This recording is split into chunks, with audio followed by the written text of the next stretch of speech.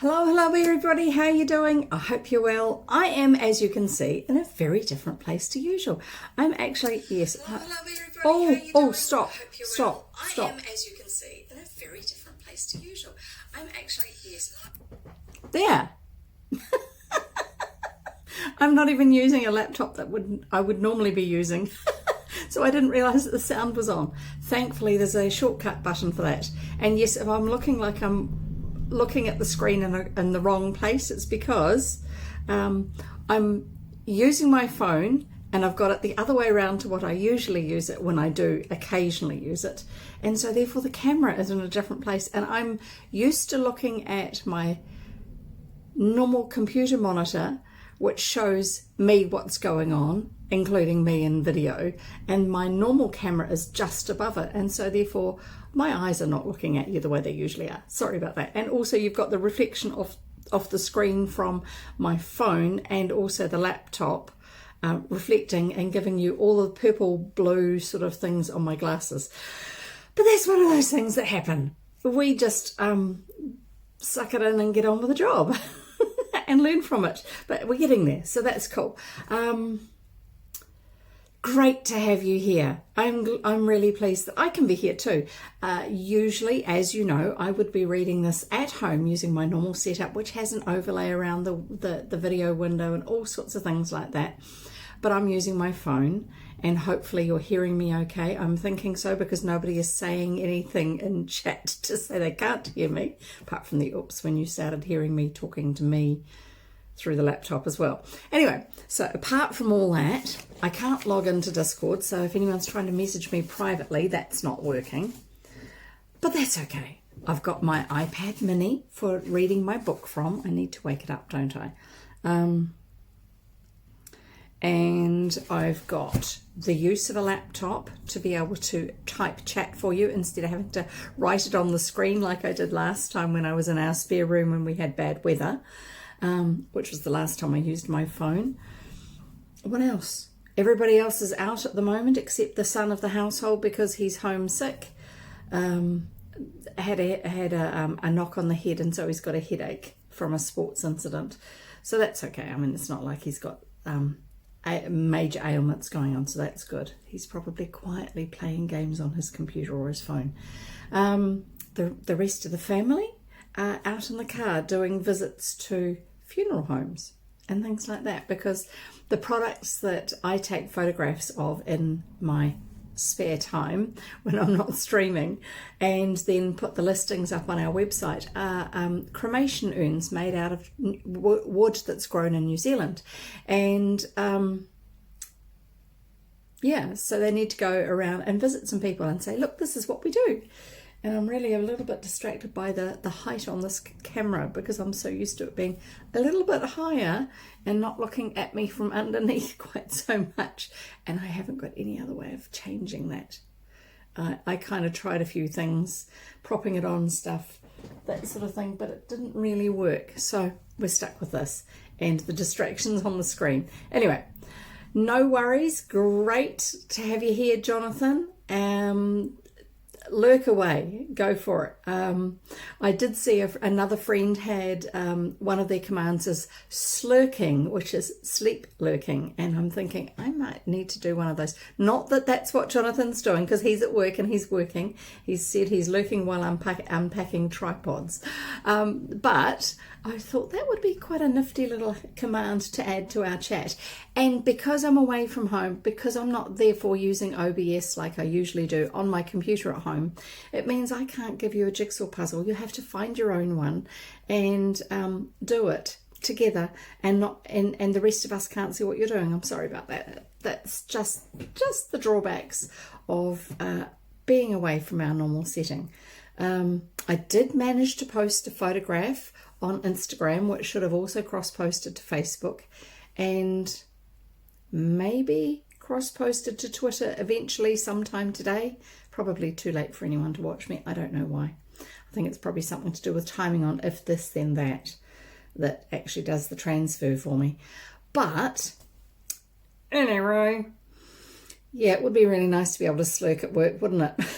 I don't think they'll pay us for that sort of thing. So thankfully, I haven't had to go on the visit to all the different funeral homes to share our wonderful products with them, because I've got a headache today, as well as the son of the house having a headache. Just one of those things that sometimes happens. I've taken something for it. Thank you very much. You don't need to worry about that. It is just one of my regular disrupted sleep and things like that type headaches, and I'm going to try and keep my head a little bit further forward so you don't keep getting flashes of light blinding you above the top of my head. I've tried to get as far forward as I can so that the ceiling light that's behind me doesn't work. I was going to use the room light, but the room light was catching in the corner of the room over here, so I had to shut the curtains, which means, you know, room ambient light coming in from the window, because it was lovely light. But it was too bright in the corner of the camera, and I couldn't get it to work any other way, and so therefore we're using the light that you turn on normally. And also the controls on the side of my camera to do with streaming were doing weird things, like disappearing after I'd got it on the right view. I don't know. Anyway, enough of that. And I don't have my normal clock on the sides either that I usually have, which is really confusing. I usually have a sidebar on my monitor. How to explain it? It's a gadget, which supposedly Windows doesn't do anymore, but somebody else recognized that some of the gadget tools are actually very useful, like how busy your hard drive is, how busy your RAM and CPU are. If you're wondering why there's slowdowns on your computer when you're in the middle of doing something, unfortunately it doesn't say, excuse me, Windows is trying to do what it considers to be an essential update and therefore is hogging all the resources. It doesn't actually give you that sort of level of detail. But among the gadgets on the sidebar is a clock, and I usually have that so I can just see it out of the corner of my eye, so I know exactly what time it is, how far through we are for our reading time, and if I've been rambling for way too long. I think I'm going to try and keep on facing this way so I don't get quite so much reflection on my glasses. It's distracting me, so it must be distracting you. Anyway, so I'm having to remember to look down on the toolbar on the laptop that's next to me to see what the time is, to see how we're doing the things we are just not used to, that we have to adapt to sometimes. But I can still stream, so that's good. I do like that part of technology, the fact that we can. And I've got reasonable internet here, so that's good. I'd have better internet if I was out in the living room. But people are going to start coming home at some stage and rattling around in the kitchen and talking. You know how you usually hear people at my house when I'm reading to you, you hear somebody down in the kitchen making themselves some lunch or afternoon tea and running the coffee machine and splitting kindling for the fire and all that sort of stuff. Well, it's kind of like that, but we're at somebody else's house and the kitchen is right there instead of in another space that's below me, but with an open air connection. And so therefore it's like, and I'm not sure what their routines are, and I thought, well, let's not disrupt it. Let's let them use their house properly instead of expecting everybody to be quiet, and just shut ourselves up in the bedroom for now. That'll work.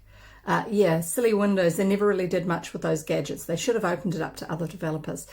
One of the things that has happened as a positive from that is you can actually install a duplicate, basically, of the sidebar with gadgets, and it's got a bunch of core gadgets that are basically the ones that it originally had, like the clock one. I think it may actually be one of the original ones that Windows had it as available. I think what they decided was there was too much possibility of people putting cracked programs on it that were going to harvest information. But because it is no longer a built-in feature, it's an external feature. If you don't mind installing things that don't come from Windows Store and therefore are apps, but actual programs, which I have to do with most of my stuff anyway, just because the apps are just so cut down, they don't do what I need to, such as my favorite browser. But if you are prepared to use the sidebar application that program that's available. They do actually have a range of curated, not Windows curated, but the developers who have been doing the sidebar, they've got a range of curated gadgets that you can use on it. So I have a little notepad app on it, I have clock, I have my system resources one, I also have a disk resources one, and that sort of stuff. Yes, some of the gadgets really were not that well made. One of the things that's really cool about when it stops being a main program that's built in and people actually do this way of doing it is it's often either open source or there's been a lot of collaboration on it, and so they actually work through a lot of those issues and make a much more efficient system to use. And I'm trying to think of what it's called. I know I'm rambling about all sorts of tech stuff, but you guys are interested in this, so I might as well tell you. And those who are watching over on YouTube who may not actually be into this sort of stuff, I hopefully will remember to put the chapter marking in so they can skip this bit.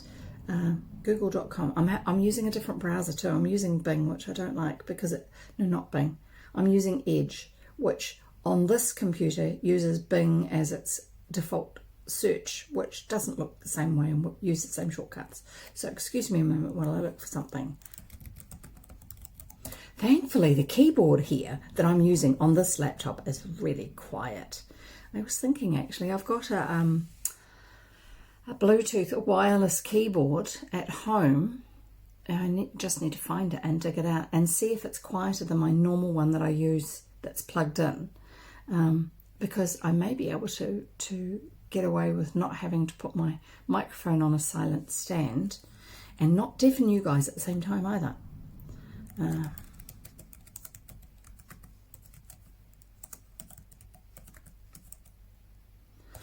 I'll let you know what the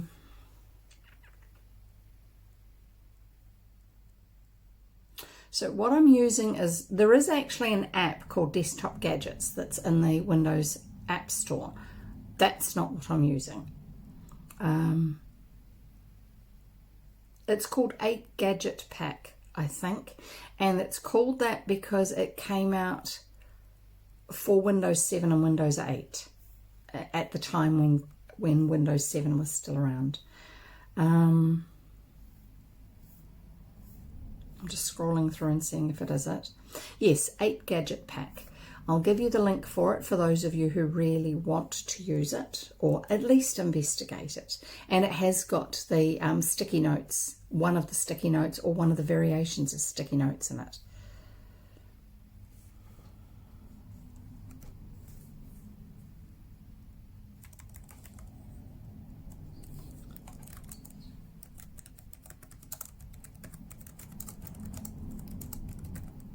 Sorry, I can't think and type and talk at the same time. Sorry about that. So there you go. Yeah, as you say, Q, there were some of those gadgets that were not that well built. I know someone who made a sticky note program now that I haven't downloaded. Be interesting to actually see what it's like if it does what you need. Yeah, tough family situations aren't that great, are they? And it can really knock you around, especially if you haven't been well recently either. So hopefully things are going to resolve for you. What else? I suppose I should get on with reading. Maybe a Tech Links Discord chat to archive them would be handy. That's a cool idea. Can you put a note in Discord in the general chat for me to remind me about that, and I will see if I can get something sorted and we can all put in our suggestions, obviously with the proviso that it's up to everybody to make sure that it's actually okay for them and their computer, rather than just because none of us can guarantee that somebody else's programs that they've written are safe. That's just the way it is. So it really is, you like buyer beware. It's just be cautious, be careful, be sensible. So yeah, if you're happy to, please put a note about that in the Discord server, and we shall see what comes of it, because there's probably a whole lot of other stuff that we come up with too. I remember years ago there were a whole lot of things that, because I was using old computers and I had no way of updating to newer ones because we didn't have any income at the time, or very, very little. It was all going to our, things like groceries and power and phone. Because of that at the time, there are a few things that I still use, which I actually discovered because I was doing research online to find programs that were less resource intensive or that were useful in the way that I had other programs that were no longer being used. So I first started using Opera Browser, which is created in Norway, and the company that originally created it was actually the equivalent of Norway Telecom, and it was just one of those things that they did. Thank you, Jonathan. That's really cool to know about. And yes, we can put that sort of information in there too, actually, the security information. Jonathan says, and I'm just repeating this for those who are over on YouTube, love your tech support. I love bot hunting in channels I mod, thanks to your advice. It's a great way to go. It really is. I mean, why let the bots have all the fun and take the fun away from the real people? So I first started using Opera Browser because when we had lived in England and had our first computer, I used Netscape Navigator just because I did. That was what was available. And it worked really well for us. One of the things I liked was it had a built-in email handler. And that was important at the time because computers were old and slow, a lot slower than they are now. So it was very cumbersome to, because this is back in the days of Windows 95, genuine Windows 95, back when it was fairly early. Pentium computers had just come out. The very first Pentiums killed themselves because they got too hot and fried their motherboards. We got the next generation of those first Pentiums, so it was still a Pentium 1 rather than a 486, but it wasn't at the stage where it was frying itself. Anyway, so we were over there in England. We had our first computer. Netscape Navigator came with it, and it was great because email was built in, which I didn't realise was a really cool thing to do. Chrome did not exist. Nobody had ever heard of Chrome because it hadn't even been built, okay? There were some other things too, and I can't remember what they were. For searches, we didn't have Google for search at that stage. It did come in fairly soon after that, and it was brilliant because all the other search engines were things like, I don't know if anyone remembers it, I don't think anyone else is that old, Alta Vista. Alta Vista was a reasonable search engine. It worked really well, but then they started to get into doing advertising. And when you're on dial-up and your dial-up is 14.4, which is slow, and you're paying per minute for your phone line usage because we were in England, you don't want to be paying for these ads to download. They were little mini banner ads, nowhere near as complex as what they are now, but they were still a lot of resource compared with the information you were getting, and you had to scroll with these ads there, and things were all jerky and bumpy and all sorts of stuff like this. So it was really frustrating. And then Google came out, and it was fabulous because their front page was so low on resource usage, and there was no advertising on it at that stage.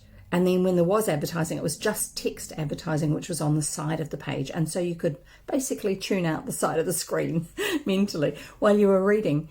And it was such an eye-opener to discover that a tech company had created something that understood how people wanted to work, which was that we wanted the information, we wanted the search results, but we didn't want to have to wait for all these ads to load before our search results loaded. So that was really cool because I think their front page at one stage was only like 14 kilobytes data size. So that's going to load very fast for the front page because there were no graphics on it. And then after the front page is loaded and it's loading results, it's just text. Yes, there's colour for some of the parts of it, but it is still just text, so it doesn't take a lot of data. Anyway, got used to all that as an alternative, get back home to New Zealand, and Netscape tells us, we've got this great big update that's coming, and it's a fabulous update, and the program is going to be so small and so fast. It's going to be even better than what we've already had before. So, yeah, I waited, and then it came out. It was enormous. It was resource hungry. It was hideous. It was so clunky. And I really missed the old Netscape. So I went looking to see if I could find a program that would actually do something similar. And I wanted something where I could have the option of, by this stage in New Zealand, you could have a little bit faster internet. People were using 28.8. And then very soon after this, they went up to 56.6 or something, whatever it is. Anyway, and so we were stuck on a Windows 95 and we had this slower modem, and I was like, we didn't have to pay for our phone line paid for the phone line, but you didn't pay per minute. But you were still using a phone line for dial-up. And so it's like, it's not going to be fast. What ways can we find to make things faster? And I discovered that there was a browser where using keyboard shortcuts, just a key combination or a single key, you could turn off any images until you got to a page which had the information that looked relevant. And then if you wanted to see the images, to see if they were appropriate, you could then hit that same key again and it would load the images. Cool, eh? Because this is going to be real fast because it's only text that it's dealing with. Yeah, it lays it out nicely, but there's nothing else going on. Do you remember cursor trails where people would have a really fancy website on, what were those community websites? Based websites, they were free. And you moved your mouse and to get your cursor to the right place on the screen, and you'd have these twinkly stars would be following after it. And if you lived in the States, which at that stage had reasonably fast data compared with New Zealand, it was really cool if you were building your own little website over on one of those sites. GeoCities was one of them. There are a few other ones as well. And so you showed off how good you were at designing your website about knitting patterns of the Victorian era. I don't know, all sorts of stuff. And people would go into all sorts of really random things that was their favourite subject. And they'd share all this information on their own private little website that was on their own little website that was on these different source hosting places that were free. Such GeoCities was one of them, and there were a couple of others that were really big and I can't remember, but you could have these options of having sparkles that followed your mouse cursor or other things, and MIDI files that play every time you load a page. And MIDI files, even though they're small files, they actually still take quite a bit of data. And you had to wait for them to finish loading before you could actually do anything on your website, on the site that you were visiting. Yeah, the music place, that's the one. Absolutely. These days, the browser I use will actually, if I get to a site that has a MIDI file, it will offer to download the MIDI file for me. It doesn't autoplay, it just offers to download the file for me. And it's like, escape. Do not need. Anyway, so there's all this sort of stuff going on. So this is why Opera was brilliant, because after downloading it, I could have it so it was set permanently to not show any images on any of the pages I was visiting unless I hit the G for graphics key, and then it would load them. And then I could hit G again to stop loading for the next page, not load any new ones. So that's sort of it. Q's saying, I remember we used to print the pages of the internet page off to view and take home from the British Library. Less work. Yeah, absolutely. If you didn't have the internet at home, or if you didn't have decent internet at home, if you're in England and you're paying per minute using your phone line, all of those things, it's like you go to the library and use the library internet if they've got it. I remember going to the library up in Guildford, which was just north of us. It was in our region, in our county, so therefore we were part of the same library system. And you could rent, you could borrow books, but you could also borrow software like computer programs on CDs, and you could also borrow music CDs. This is long before we had that in New Zealand when we came home. Those functions didn't come out. I don't think we ever got software that way, but you could borrow them from the library. I don't know. It was cool. I mean, they decided that information was something that was part of their purpose, and so therefore they made it available for people at the library, which made sense. That side of it really made sense.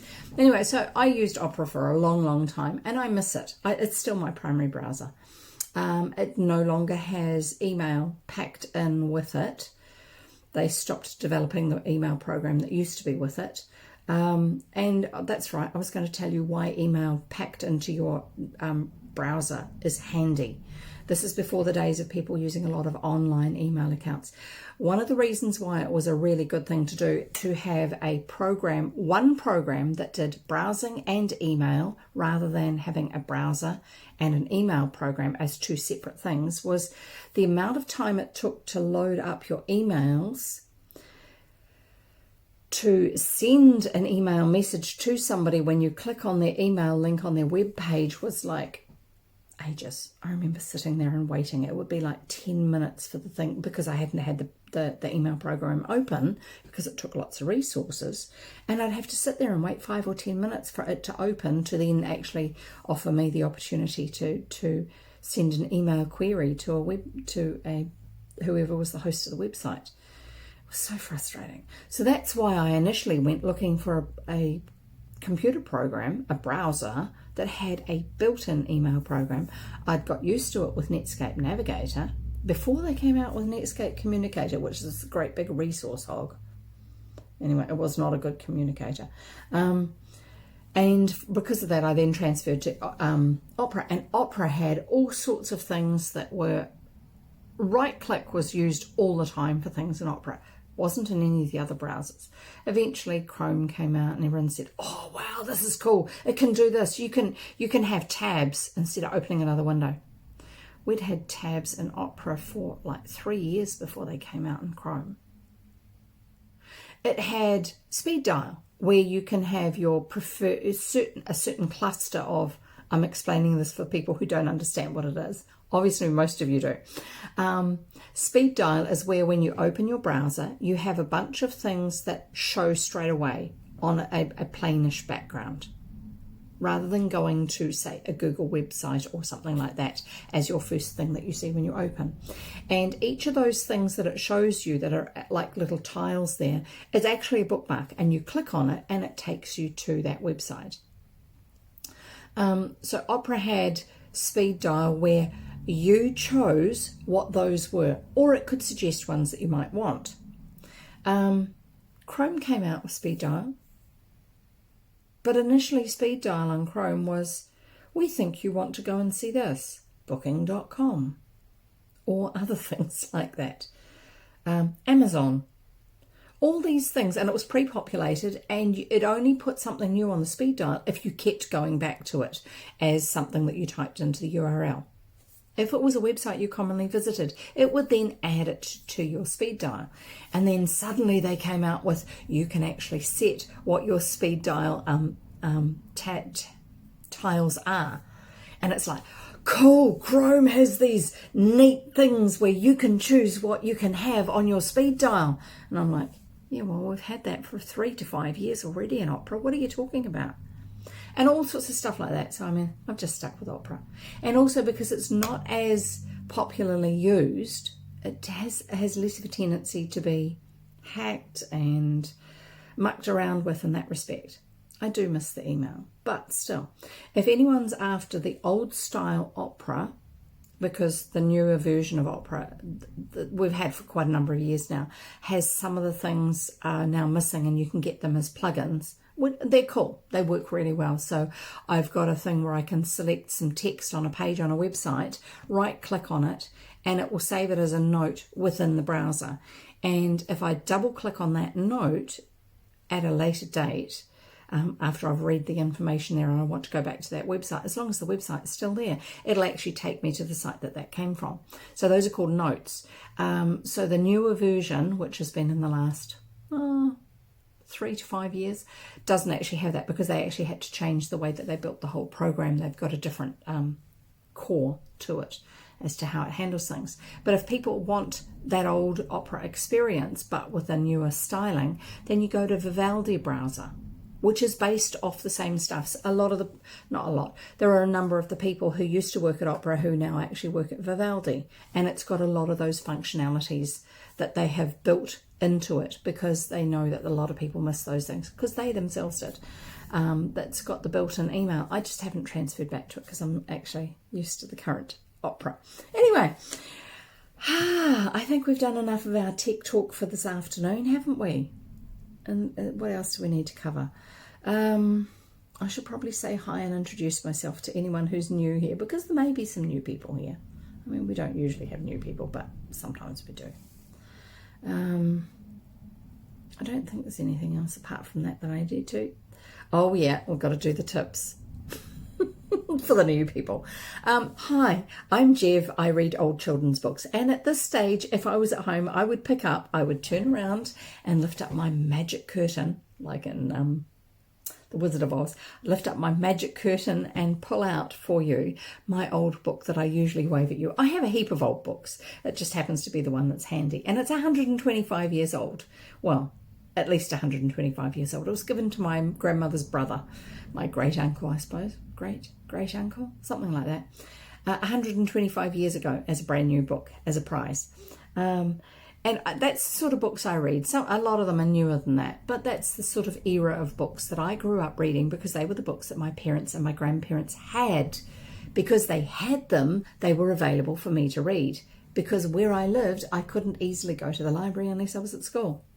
And I loved reading. So, any book I could find that was readable, I would read it. So I grew up reading a lot of old books. I'm just thinking about the sort of old books I used to read, which is why I'm not making eye contact, sorry. So lots and lots of old books, and I actually realised that the things that you learn from reading old books without realising you're learning them, the things that you internalise, not bad attitudes, because you don't tend to pick up on those quite as much. You've got your own moral compass, right? So when you're reading and something doesn't fit your moral compass, something clashes with it, you use your own discernment and go, that might have been okay then, but it's not okay now. That might be something that's considered okay by the author at the time, but it's not something I agree with now. But I can accept that that's what they've written, and I will continue to read the book because I'm enjoying the rest of the book enough. But I will learn that people have different attitudes in different parts of the world and in different eras. So things change.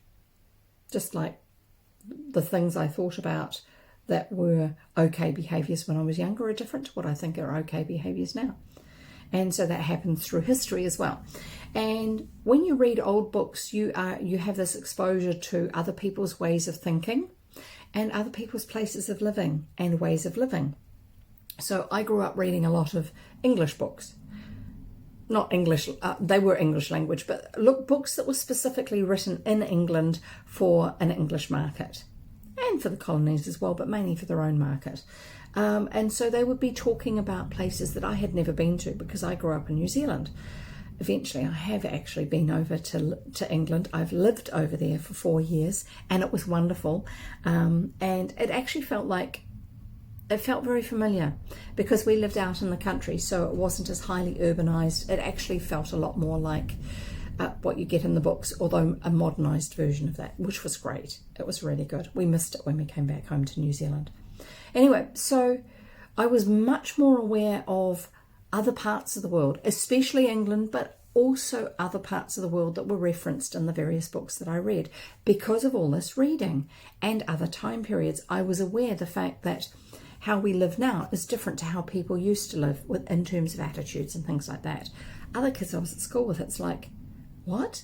Did they when we were studying something at school, one of the older books, did they really think that? How could they think that? And they had no idea, just because they had no experience of anything like that, because they didn't grow up doing lots of reading where they would actually see that for themselves. But reading, they have discovered, is brilliant for stretching your ability to empathise and understand other people, to accept them, to value them, to actually give them the grace to be themselves and to grow just like we need to be able to be ourselves and grow. So I think it's a really good thing to do. And I think it's actually very valuable to read books that are not just from our time period and not just from our own culture. It's good to read books from your own culture if you don't normally read them. If the media that you normally consume, TV, internet and stuff, is all from other places, then it is really good to read books from your own cultural setting. because it just expands who you are. I've got people of my generation who have no understanding of why Māori culture is important to New Zealand, because they are so set in their mindset that when they were young, it wasn't something that was really discussed or valued. It should have been, but it wasn't. And so they are kind of stuck in this place. And then there are others of us who, I don't have a lot of understanding, but I have a lot more understanding and a lot more openness to other ways of thinking and doing things, just because I'm prepared to accept that other people have different ways of thinking and doing things. Doesn't mean that some things are right. There are definitely some things that are wrong that can be held as okay within other cultures, but they are still wrong. That's all right. We can recognise that, because not everybody's culture has grown to that same point either. There are cultures where women are definitely not considered to be effectively human. They are just there for the entertainment of the men, or alternate sexualities. That's just the way it can be more strongly in different cultures and different places. And culture changes, culture grows. As people grow, it changes. As people grow in themselves and learn to value and appreciate other people, that also has a knock-on effect in their own immediate culture, their family culture, but it also has an immediate and knock-on effect in their own surroundings as they relate with other people. But that then also grows into the culture of the country that they live in, as well as their region and things like that. So having a different opinion to other people is not a bad thing, as long as we are gracious with our sharing of that, so that they get the opportunity to learn from it and grow themselves, because not everybody has our opportunities. Anyway, this is me. This is all part of me and my reading journey. I don't know if I specifically learnt to read early or not, but I did discover that it was a wonderful escape from the world, because the world can be a bit of a nasty place at times. Yeah, there is wisdom in all cultures, absolutely. I appreciate that so much. And I try to learn from whoever I can learn from, whatever setting I'm currently in. We've had lovely times where we've lived overseas for 4 months at a time within different cultures, and we've been the only Europeans in that setting. And it's been really good. I'm not of the... There's a certain thread that came through in part of the Victorian culture where they looked down on people that were not their own culture. There was another thing that came in response to that, in reaction to that, which was the noble savages, which was anyone who came from one of these lesser cultures. But they were so noble. They had these wonderful aspects of wonderful ways of doing things. Yeah, they did, but that didn't mean that they had everything perfect either. It didn't mean that they treated one another with respect. I mean, going around killing people because you wanted their scalp, because you wanted their mana, their power, their authority, because you'd killed them and the scalp proved that you had done that, that's not necessarily a good thing either. We shouldn't idolize that. There is good and negative. There's good and bad in all cultures. So we should all be working to improve, I think.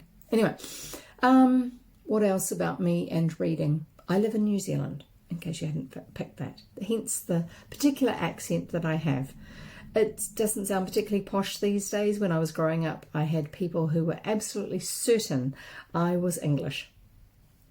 I think it comes from being in a family of educators, teachers, where you got in trouble for speaking badly. It wasn't particularly, if you used really poor pronunciation, that was pulled up. But also you were taught to use words reasonably well, use reasonable standard of grammar, things like that, and not squeeze your words too much. and things like that. But to actually soften your voice, to actually have a nice, well-rounded, full voice. And people just assume because of that I was English, because they were used to radio English or television English, which at that stage is what we now call received pronunciation. The broadcast English, as opposed to regional English, where people speak their own way for their own region. Oh, if you've ever lived in England, the range of accents that they have over there is huge. You can go down the road 10 minutes and be listening to a whole other accent if you're talking with people who have lived there all their lives and they have their local accent. So different to New Zealand. There's so many more people in England, I suppose that's part of it. So Jonathan's just saying, gosh, yes, so many of the weird and negative things in Western society now aren't very old and have their roots in wacky Victorian ideas. Absolutely. One of the things I am glad we don't have is having to put leg covers on things.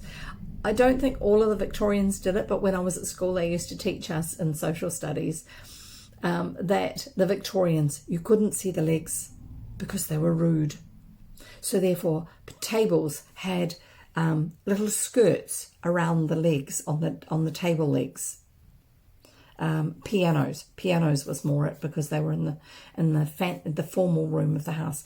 I don't know that it was quite as widespread as people think. Actually, I do remember at school that we heard a lot about the more uptight, upright, proper end of society, the ones who were more religious, so to speak, and their rules and regulations. And the impression we had was that all Victorians were like that. No, they weren't actually. There was some pretty hair-raising behaviour in terms of relationships and stuff like that going on at the same time, but in a different part of society. People being a little bit rebellious and doing their own thing. Not just furniture too. Ankles, yes, scandalous. That's why women wore lace-up boots and long skirts that brushed the ground, was to hide the ankles. Because ankles could cause a man to sin by thinking sinful thoughts. Ankles. Maybe that's where some of the modern fetishes have come from. I don't know. And we're not going to get into that because this is a family-friendly channel. Yeah, I'm going to get on to the tips in a minute. Sorry.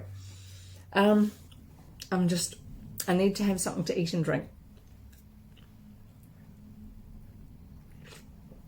Part of the results of having a headache, for me, to help with getting over it, I need to make sure I have some fairly bland but nice food and drink. Definitely water. And I'll explain that in a minute.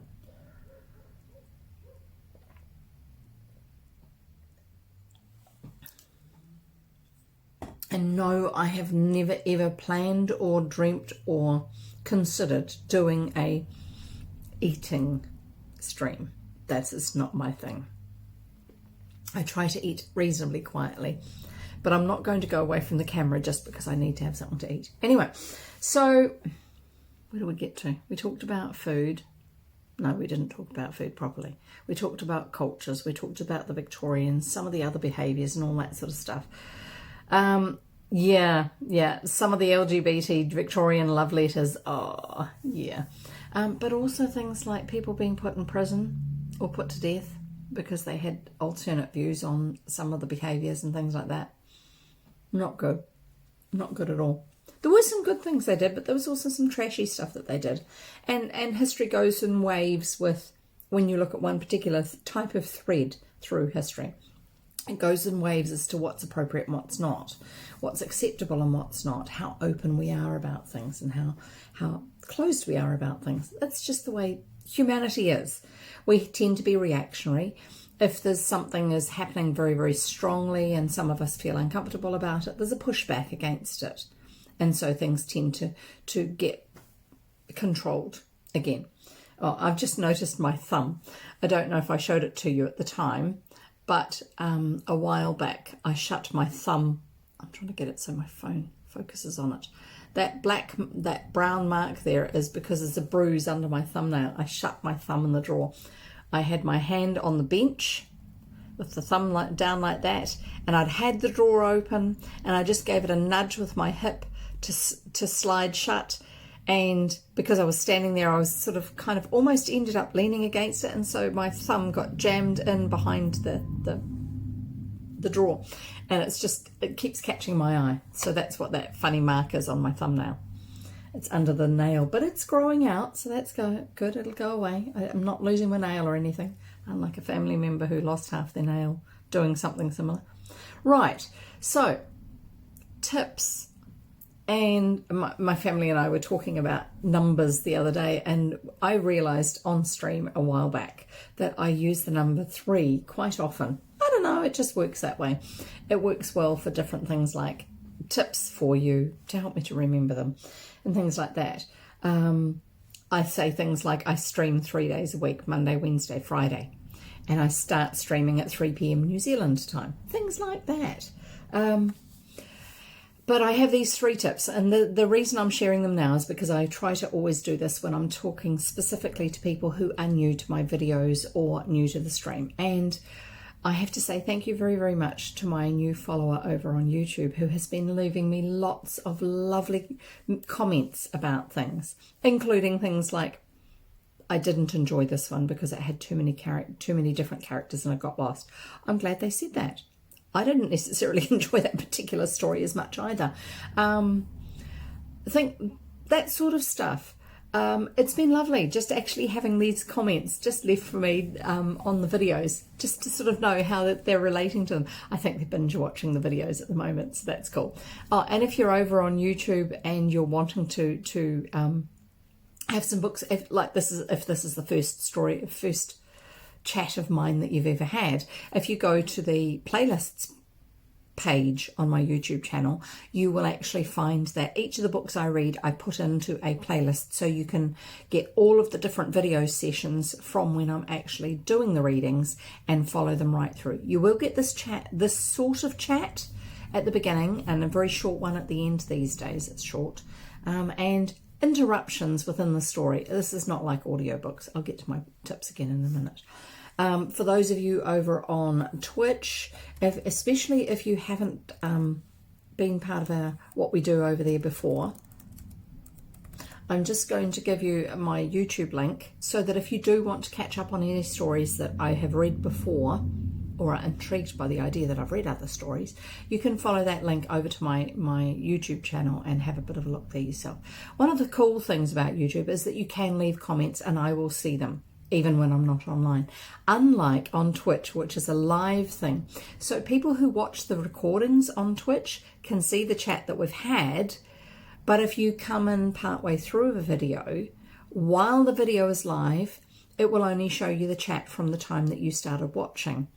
And that also means that if you leave me a message on my chat when I'm not live, I'm not going to see it because I wasn't on the channel at the time.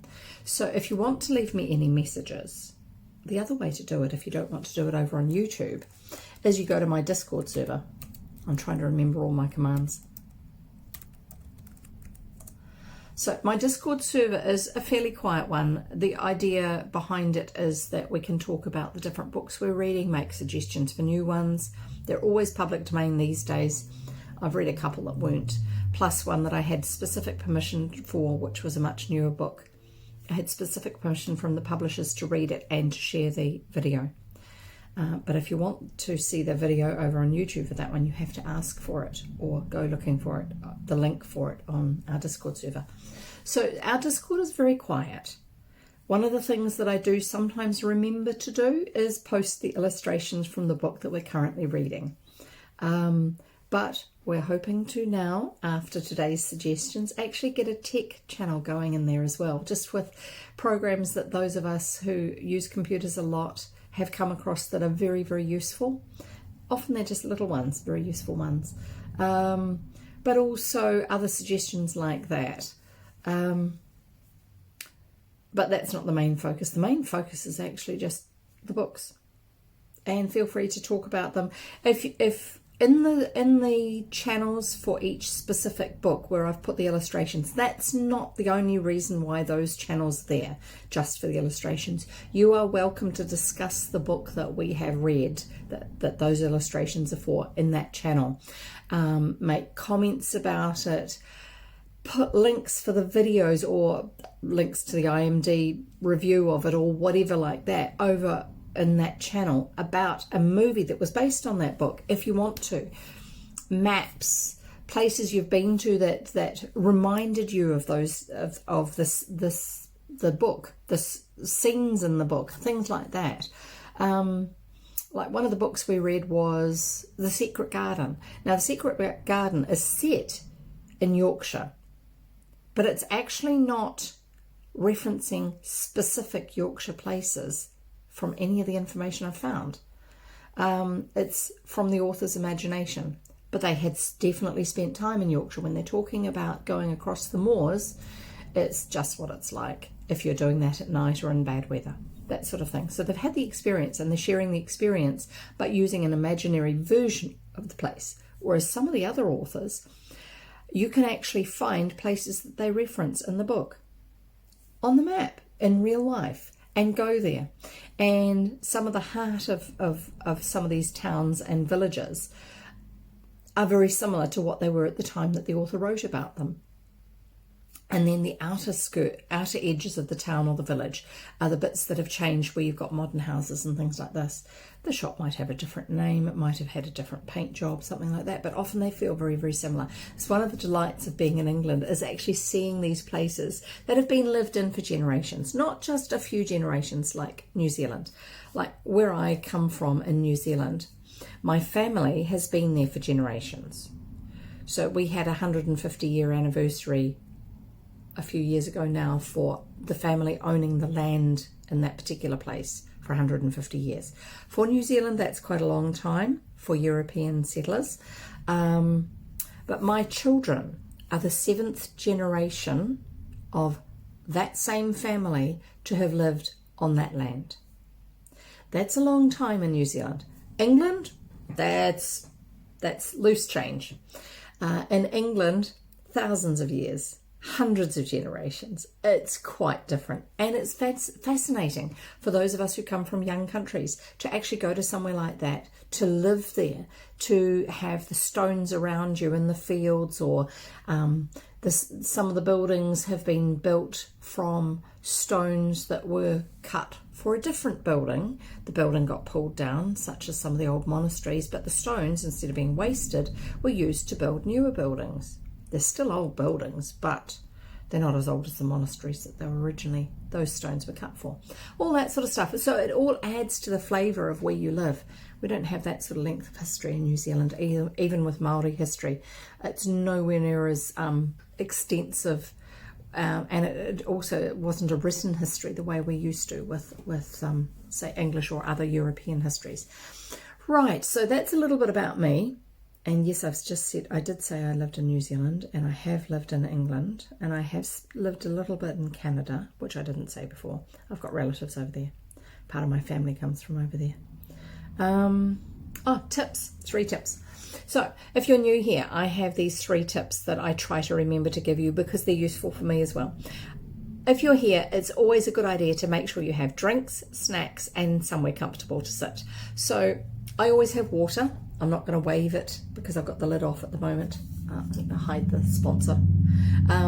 So I always have a bottle or a cup of water handy, because water is brilliant for keeping your body and your mind functioning. If you don't have enough water, they will not work well. And they will aggravate headaches or even cause headaches from dehydration. I'm just going to have a mouthful. Or 3. Anyway, water, drinks. Also, I have coffee, so you're most welcome to bring your favourite drink. And if you're at work and you're not allowed to drink certain things, I'm sorry, I really am. Like Jonathan, I mean, he may have a favourite tipple that he likes to drink, but he may not be allowed to at work. Maybe you can enjoy that when you get home instead.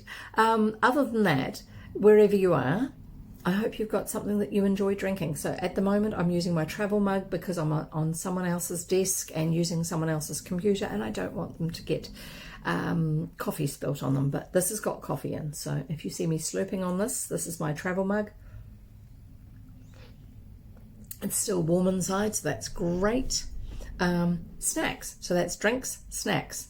Always have something to snack. It's a lot more fun if you can enjoy a book and not have to get up and go somewhere else and leave what you're doing because you're suddenly ravenously hungry. So snacks is nice. So today our snack of choice is wheatmeal bread, which means that it's got the whole grain in it without being lumpy from the actual grains. They've been ground up, but you've still got the bran and all that sort of stuff in it instead of it being removed and being completely white. Wheatmeal bread with sriracha mayonnaise. It's actually quite nice. Oh, and a little bit of butter. But the reason for that is I needed something reasonably plain because of the headache.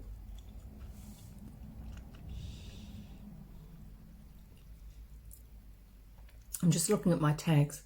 Do my tags show up for you guys? That's the bit that says reading aloud, neurodivergent, New Zealand, cozy, family friendly, codex, or Kiwi, story time. Just let me know in chat if they do. Because they've made a change on Twitch, and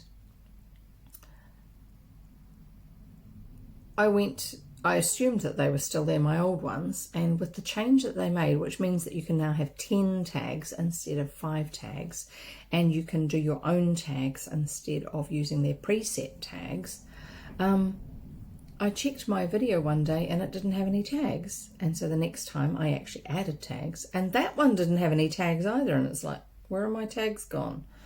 And the reason tags are important for streamers is because that's often how Twitch knows what streamers to recommend to you when you're doing a search on it. So if somebody types into the search box reading aloud, if I have the tag reading aloud on my channel, regardless of whether it's in my description about myself, Twitch is much more likely to show you what I'm doing, that I am reading aloud. And it's a great way to actually find people when they use tags themselves. So some people have gone with really alternative tags these days, but the problem is you need to choose, if this is as a streamer, you need to choose to put tags that people are going to look for you with. I do have people looking for me, but using New Zealand as one of their search terms. And I know that because Twitch will actually show me afterwards in my results how they found me. And that's why I've got some of those tags in there. So I was just wondering if they're still showing, because I don't know how many times I've had to put them back in. Anyway, enough of that. So I've only done 2 of the 3. 2 of the 3 tips. The third tip number 3, comfort. So it's a good idea to be comfortable wherever it is that you're reading, unless you have to be doing work, which poor old Jonathan has to be. Some of you others are not at work because of the time of day it is where you are. So I've got this lovely chenille blanket here. It's a nice comfortable reminder. My son would be shuddering because the texture of it is not the sort of thing he copes with well, but I do. This is the sort of one of the textures I like, but it's knitted, so it adds to the flavour of the texture. I'm not so keen on the colour. It's not my sort of colour, but the actual texture of that is wonderful. So get yourself somewhere comfortable. The other thing you can do is have a cushion or a pillow just to support you the way you need, however that is. But make sure you're comfortable. Yes, my chair is squeaking because I'm turning around. Sorry about that. So how about, since we've covered all 3 tips and when I am reading and where I am, and various, I can give you my social media links. I'll give you those as well. There you go. I'm on Twitter and I'm also on Instagram, and I try to get a post onto both Twitter and Instagram when I am streaming, just so that people know that I'm live. I have got certain people who that's the only way they know when I'm available. because they see it on those media sources. I don't have Twitch open all the time unless I'm actually in the middle of streaming or watching somebody, so therefore I don't get notifications when somebody goes live. You will, if you've got Twitch open, get a notification when someone you follow is live, and that's a great way to actually be able to come back to them, to find them again, is that you follow them. So that's a good reason for joining Twitch, which is free to join, and then following people, because Twitch will then notify you when they are live if you have Twitch open. Very similar on YouTube. If you are watching this on YouTube and you want to know when I have put a new video up, in other words, one of the recordings from over on Twitch, then you set yourself up with a YouTube account. You don't have to be putting videos up yourself, and the same goes with Twitch. You don't have to be streaming yourself to set up an account, and they're both free to do it. So set up an account, and then on YouTube, the terminology used over there is to subscribe to someone's channel, and then YouTube will tell you when they have put a new video up, especially if you hit the notification bell button for that channel, and it will tell you when they have put a new video up. And then either way, if you want to, at some stage in the future, if you've got spare money that you're throwing around the place and you just want to put it somewhere, you can do things like on Twitch, you can subscribe to someone's channel, which is not the same as subscribing on YouTube. Subscribing on YouTube is like following on Twitch. Subscribing on Twitch is where you actually pay, I think it's $5 a month. I don't know if that's New Zealand or US prices. Sorry, we both have dollars, but our dollars work at different ratios.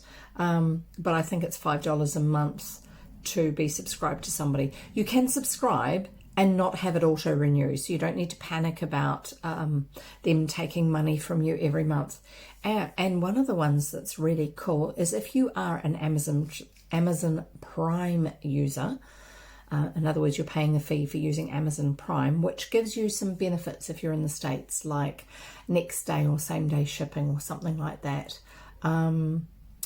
Amazon streaming services and all that sort of stuff. You actually also have one free subscription per month to Twitch, to whoever you want to put it to, but it will not auto renew it. So if you have a free Amazon subscription that you want to use, you use it on someone's channel, but then if you want to keep supporting them, you need to do that each month. You need to click the subscribe button and say that you want to use your Amazon Prime Twitch subscription, but it won't cost you anything extra on your Amazon Prime. It's just one of those things that they did decide to make it a little bit more appealing, since Amazon actually owns Twitch these days. They didn't used to. Sorry, I'm trying to get comfortable so I can read to you. I think we've talked enough. Let's get on with reading. That's an hour. Oh my goodness. You guys shouldn't let me do that. You need to tell me to get on with the program and read. Anyway, so yes, I'm going to get this wonderful underglow. Yuck. Sorry. So we're reading sorry, I'm looking at my normal camera, which is not where it normally is, location-wise. We're reading The Story of Dr. Dolittle by the author Hugh Lofting, and we are reading the 18th chapter. That's the way the author writes it. Smells. Now, I'm really sorry. Any illustrations, I will have to wave my iPad mini, first generation iPad mini, not dead yet, at the camera and hope that it's going to show it to you. Please, somebody remind me to put them up in Discord later on so that you can see what they really were like. So because I can't, when I'm using my phone, I can't actually preload them and show them because it's all part of the OBS overlay and streaming handling system, which I haven't got access to when I'm on my phone. Right, waving my hand at you, sorry about that. The Story of Dr. Dolittle by Hugh Lofting, the 18th chapter, Smells. Your uncle must now be found, said the doctor. That is the next thing, now that we know he wasn't thrown into the sea. That's because they've just rescued this little boy. And he's in tears because his uncle was thrown into the sea by the pirates because he didn't want to be a pirate with them and sail their boat for them. At least that's what he's been told. So apparently the dolphins said that they had heard that he hadn't been thrown into the sea. Then Dab Dab came up to him again and whispered, "Ask the eagles to look for the man. No living creature can see better than an eagle. When they are miles high in the air, they can count the ants crawling on the ground. Ask the eagle." Dab Dab seems to be a reasonably intelligent duck, which is a nice change from most depictions of ducks. So the doctor sent one of the swallows off to get some eagles, and in about an hour the little bird came back with 6 different kinds of eagles: a black eagle, a bald eagle, a fish eagle, a golden eagle, an eagle vulture, and a white-tailed sea eagle. Twice as high as the boy they were, each one of them, and they stood on the rail of the ship like round-shouldered soldiers. Yeah, I did say that right. Like round-shouldered soldiers, all in a row, stern and still and stiff, with their great gleaming black eyes, while their great gleaming black eyes shot darting glances here and there everywhere. Gub Gub was scared of them. Gub Gub was the pig, who's a little bit of a wimp. Cries very easily. Gub Gub was scared of them and got behind a barrel. He said he felt as though those terrible eyes were looking right inside of him to see what he had stolen for lunch. And the doctor said to the eagles, "A man has been lost, a fisherman with red hair and an anchor marked on his arm. Would you be so kind as to see if you can find him for us? This boy is the man's nephew." Eagles do not talk very much, and all they answered in their husky voices was, "You may be sure that we will do our best for John Dolittle." And then they flew off, and Gub Gub came out from behind his barrel to see them go. Up and up and up they went, higher and higher and higher still. Then, when the doctor could only just see them, they parted company and started going off in all different ways, north, east, south and west, looking like tiny grains of black sand creeping across the wide blue sky. "My gracious," said Gub Gub in a hushed voice, "what a height! I wonder they don't scorch their feathers so near the sun." They were gone a long time, and when they came back it was almost night.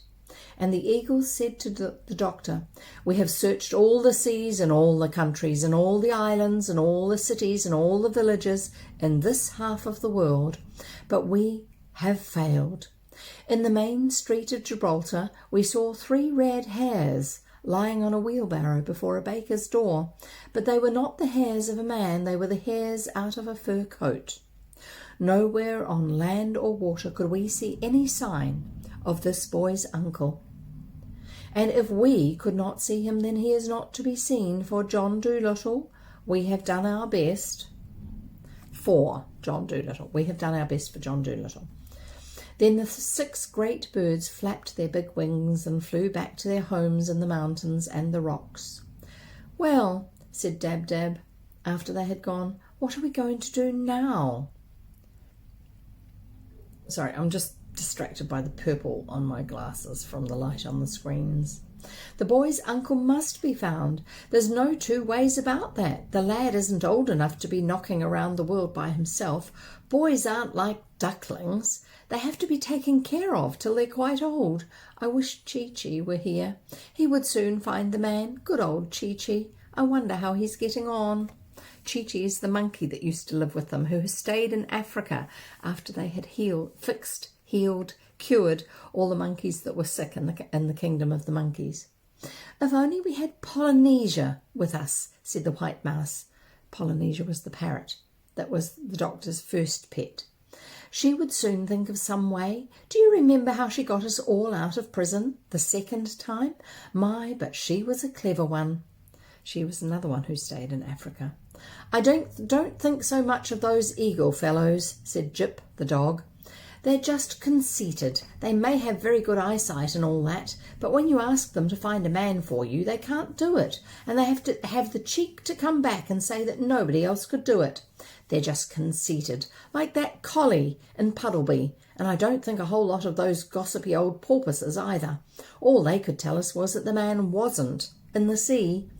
We don't want to know where he isn't. We want to know where he is. Good point. Oh, don't talk so much, said Gub Gub. It's easy to talk. It isn't so easy to find a man when we have got the whole world to hunt him in. Maybe the fisherman's hair has turned white, worrying about the boy, and that was why the eagles didn't find him. You don't know everything. You're just talking.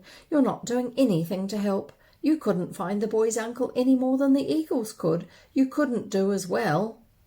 There's a picture here. I'm just going to see what that... Okay, we haven't yet got to where this particular piece of the story is. The caption on this illustration is, "You stupid piece of warm bacon." And here's the picture. I'm going to see if I can get there. You can kind of see it. I can't get it to focus properly. Okay, I'll try and explain what you've got there. You've got the dog. Arr, arr.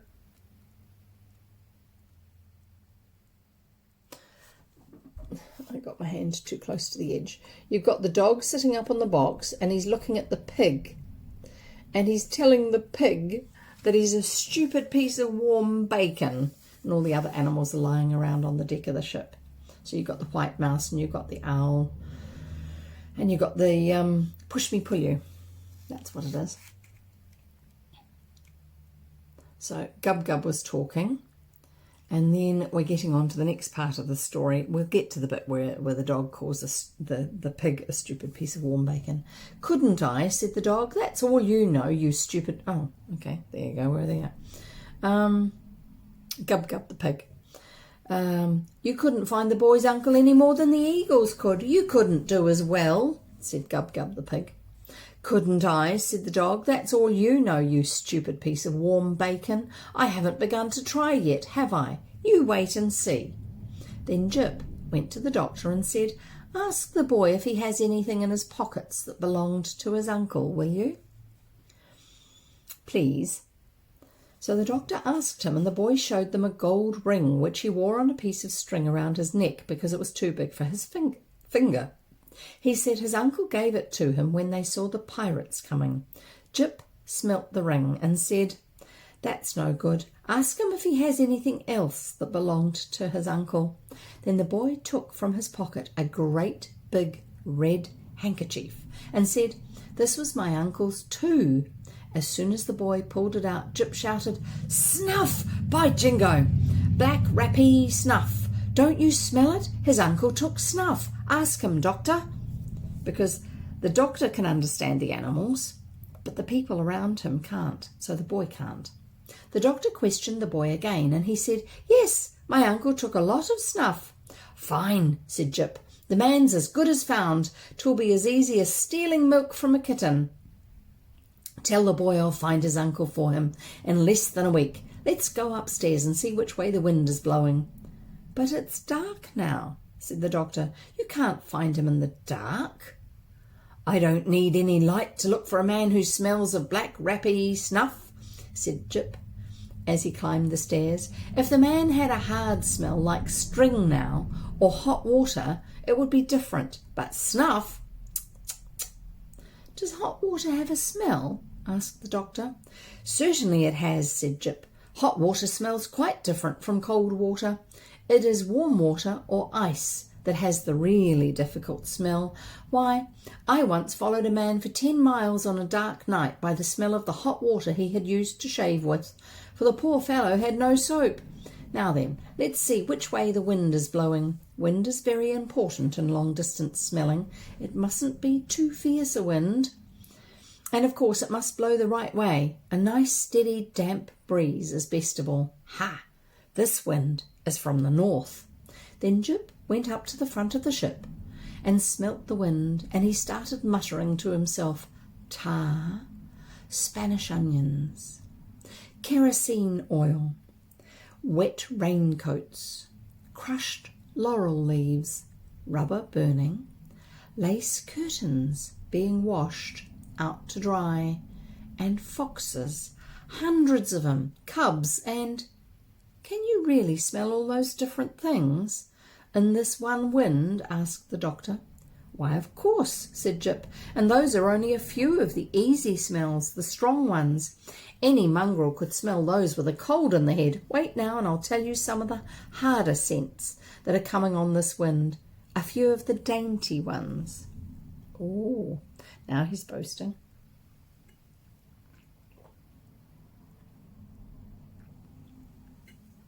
Don't forget your drinks and your snacks. Then the dog shut his eyes tight, poked his nose straight up in the air, and sniffed hard with his mouth half open. For a long time he said nothing. He kept as still as a stone. He hardly seemed to be breathing at all. When at last he began to speak, it sounded also almost as though he was singing sadly in a dream. Bricks, he whispered very low. Old yellow bricks, crumbling with age in a garden wall, the sweet breath of young cows standing in a mountain stream, the lead roof of a dovecot, or perhaps a granary, with the midday sun on it, black kid gloves lying in a bureau drawer of walnut wood, a dusty road with a horse's drinking trough beneath the sycamores, little mushrooms bursting through the rotting leaves, and any parsnips? Said Gub-Gub. No, said Jip. You always think of things to eat. No parsnips whatsoever. And no snuff. Plenty of pipes and cigarettes and a few cigars, but no snuff. We must wait till the wind changes to the south. Yes, it's a poor wind, that, said Gub-Gub. I think you're a fake, Jip. Who ever heard of finding a man in the middle of the ocean just by smell? I told you couldn't do it. Look here, said Jip, getting really angry. You're going to get a bite on the nose in a minute. You needn't think that just because the doctor won't let us give you what you deserve, that you can be as cheeky as you like. Stop quarrelling, said the doctor. Stop it. Life's too short. Tell me, Jip, where do you think those smells are coming from? From Devon and Wales, most of them, said Jip. The wind is coming that way. Well, well, said the doctor, you know, that's really quite remarkable, quite. I must make a note of that for my new book. I wonder if you could train me to smell as well as that. But no, perhaps I'm better off the way I am. Enough is as good as a feast, they say. Let's go down to supper. I'm quite hungry. So am I, said Gub-Gub. No surprises there. And that's the end of that chapter. And yes, I will read the next one, since nobody's home yet. The 19th chapter, The Rock. I wonder what that could mean. It's not the rock that we know these days on movies and TV. I just need to check what the first letter of this chapter is, because in the book they have illustrations for the first letter, and they are not in the copy of the book that I'm reading, so it makes reading it a little bit hard. The Story of Dr. Dolittle by Hugh Lofting, the 19th chapter, The Rock. Up they got. Sorry, glasses are making my nose itchy. Yes, it can happen. Up they got early next morning out of the silken beds. That's the pirate ship that they ended up with, had all sorts of luxurious things about it. Up they got early next morning out of the silken beds, and they saw that the sun was shining brightly, and the wind was blowing from the south. Jip smelt the south wind for half an hour, then he came to the doctor, shaking his head. I smell no snuff as yet, he said. We must wait till the wind changes to the east. But even when the east wind came at 3 o'clock that afternoon, the dog could not catch the smell of snuff. The little boy was terribly disappointed and began to cry again, saying that no one seemed to be able to find his uncle for him. But all Jip said to the doctor was, "Tell him that when the wind changes to the west, I'll find his uncle even though he be in China, so long as he is still taking black rappy snuff." 3 days they had to wait before the west wind came. This was on a Friday morning, early, just as it was getting light.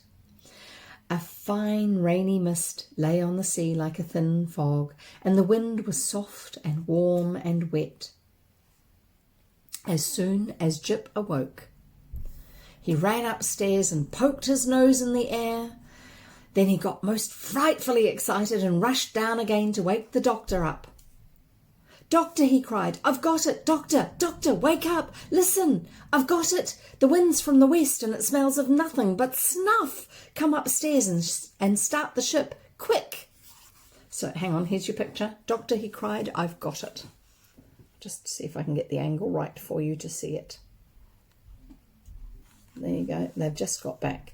So there's the doctor in bed, and there's Jip coming in to say, "Doctor, I've got it."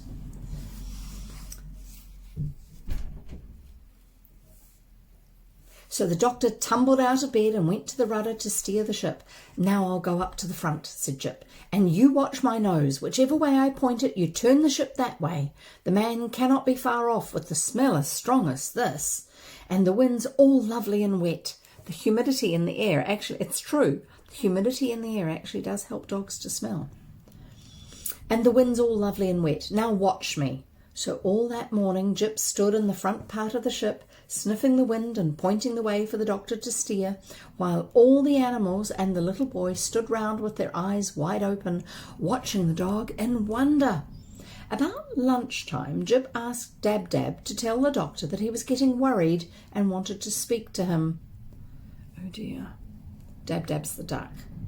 So Dab Dab went and fetched the doctor from the other end of the ship, and Jip said to him, "The boy's uncle is starving. We must make the ship go as fast as we can." "How do you know he's starving?" asked the doctor. "Because there is no other smell in the west wind but snuff," said Jip. "If the man were cooking or eating food of any kind, I would be bound to smell it too. But he hasn't even fresh water to drink. All he is taking is snuff in big pinches. We are getting nearer to him all the time because the smell grows stronger every minute. But make the ship go as fast as you can, for I am certain that the man is starving." "All right," said the doctor, and he sent Dab Dab to ask the swallows to pull the ship, the same as they had done when the pirates were chasing them. So the stout little birds came down and once more harnessed themselves to the ship. And now the boat went bounding through the waves at a terrible speed. It went so fast that the fishes in the sea had to jump for their lives to get out of the way and not be run over. And all the animals got tremendously excited, and they gave up looking at Jip and turned to watch the sea in front, to spy out any land or islands where the starving man might be. But hour after hour went by, and still the ship went rushing on over the same flat sea, and no land anywhere in sight. And now the animals gave up chattering and sat around silent, anxious and miserable. The little boy again grew sad, and on Jip's face there was a worried look. At last, late in the afternoon, just as the sun was going down, the owl, Tutu, who was perched on the tip of the mast, that's a long way up, suddenly startled them all by crying out at the top of his voice, "Jip, Jip, I see a great rock in front of us. Look, way out there where the sky and the water meet. See the sunshine on it, like gold. Is the smell coming from there?" And Jip called back, "Yes, that's it. That's where the man is. At last, at last." And then they got nearer. When they got nearer, they could see that the rock was very large as a big field. No trees grew on it, no grass, nothing. The great rock was as smooth and as bare as the back of a tortoise. Then the doctor sailed the ship right round the rock, but nowhere on it could a man be seen. All the animals screwed up their eyes and looked as hard as they could, and John Dolittle got a telescope from downstairs. But not one living thing could they spy, not even a gull, nor a starfish, nor a shred of seaweed. They all stood still and listened, straining their ears for any sound, but the only noise they heard was the gentle lapping of the little waves against the side of the ship. Then they all started calling, "Hello there! Hello!" till their voices were hoarse, but only the echo came back from the rock. And the little boy burst into tears and said, "I'm afraid I shall never see my uncle any more. What shall I tell them when I get home?" But Jip called to the doctor. "He must be there. He must. The smell goes on no further. He must be there, I tell you. Sail the ship close to the rock and let me jump out on it." So the doctor brought the ship as close as he could and let down the anchor. Then he and Jip got out of the ship onto the rock. Jip at once put his nose down close to the ground and began to run all over the place. Up and down he went, back and forth, zigzagging, twisting, doubling and turning, and everywhere he went the doctor ran behind him close at his heels till he was terribly out of breath. At last Jip let out a great bark and sat down, and when the doctor came running up to him he found the dog staring into a big deep hole in the middle of the rock. "The boy's uncle is down there," said Jip quietly. "No wonder those silly eagles couldn't see him. It takes a dog to find a man." So the doctor got down into the hole, which seemed to be a kind of cave or tunnel running a long way under the ground. Then he struck a match and started to make his way along the dark passage with Jip following behind. The doctor's match soon went out and he had to strike another and another. At last the passage came to an end, and the doctor found himself in a tiny kind of tiny room with walls of rock. And there in the middle of the room, his head resting on his arms, lay a man with very red hair, fast asleep, which is why he didn't hear them. Jip went up and sniffed at something lying on the ground beside him. The doctor stooped and picked it up. It was an enormous snuff box, and it was full of black rappee, the snuff. And there you go, and we're going to stop right there. Obviously they found him, and I'm thinking that they saved him. So there you go. I hope you enjoyed that. We shall have another. Sorry, Squibble, I'm so sorry about that. You will be able to watch the video once I've finished here. It won't let you watch it until I've finished here. But thank you for coming, and I'm so sorry that you missed all the rest of it. I've only just finished, but that's okay. There's about an hour's worth of chat at the beginning. Sorry about that. You can skip that if you want. It was a little bit different, but that's okay. It's the way we usually do it. We've come up with a new idea for something to add to the Discord server too. So if anyone else is looking at the VOD afterwards, you will see the chat. So I'm going to put this in here, and I am going to give you Squibble's channel so that you can go and follow her. She does awesome artwork. She does illustrations. They are stunning. And you have to go and look at them and follow her and subscribe and watch all the Twitch streams that she does if you possibly can in any way. And also, even though I can't see him in chat at the moment because he's probably busy at work, I'm going to give you Jonathan's one.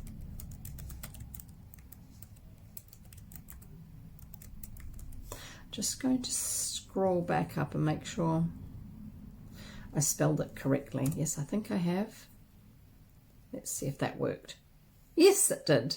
I just discovered last time if I put it incorrectly, it'll give me the Twitch TV part, but it won't give the channel. So obviously it does check for the correct bit.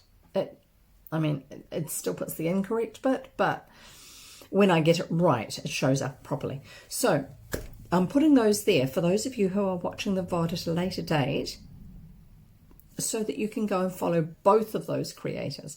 Now, Jonathan reads old historic documents from the Tudor period mainly. They are letters, court records, and some of them are books, all sorts of correspondence of varying sorts, discussions about things, all to do with the Tudor period, because he's planning a game that actually is based on the reality of what was happening at the time, that time in history. Especially, I think, around Elizabeth I. I'm not sure about the rest of it. I know that one of the books that, one of the letters he was reading, or one of the discussions he was reading one time, because he's reading it in the way it was written, and it can be a little hard to understand some of the words sometimes, and the context of some of the words is completely different to what we have now with some of them. And so we discussed some of the meanings of different bits and pieces.